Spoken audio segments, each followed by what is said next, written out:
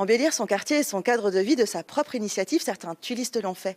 Ils décident d'agir pour rendre leur ville plus agréable, un engagement qui profite à tous et qui peut être contagieux. Comme Jérôme, qui a décidé de combattre toute forme de pollution. Cet ouvrier agricole passe la plupart de son temps les mains dans la terre. Quand la journée de travail s'achève, il s'équipe pour une séance de sport toute particulière. Casquette, gants et sacs plastiques l'accompagnent dans ses foulées. Le masque qu'ils nous ont proposé, il n'est pas biodégradable, donc c'est vraiment une horreur. Même pour les services d'eau, les assainissements sont bouchés, c'est une horreur. Il joint l'utile à l'agréable sans jamais manquer de détermination.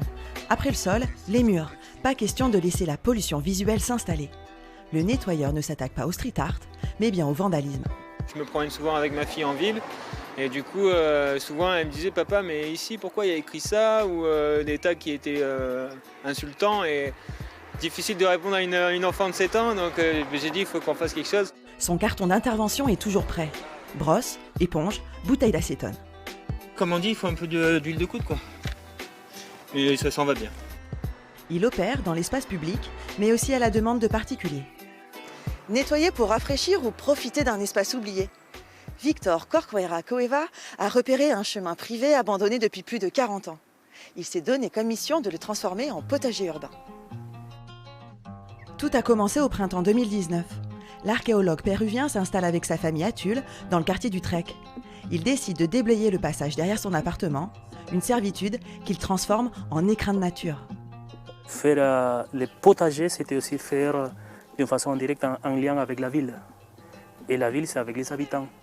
Donc c'est comme ça qu'on a connu petit à petit les voisins. Mettre une petite graine dans la ville, mais que ça germe aussi l'amitié et la bonheur qu'il y a entre les habitants. Défriché, planté pour oxygéner le quartier.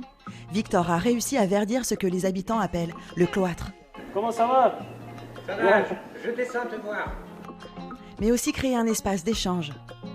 Au Pérou, on mange ça avec tous les repas. C'est l'orican.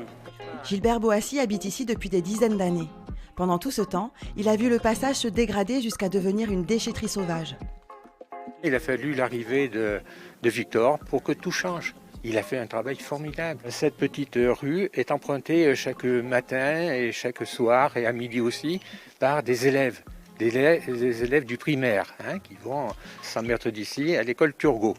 Et bien quand ils descendent, ils regardent tout de suite ce qui se trouve ici.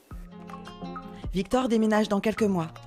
Il laisse derrière lui cette création verte comme un cadeau à sa ville d'adoption. Investir son quartier pour le rendre plus agréable à vivre n'est pas tellement une question d'argent.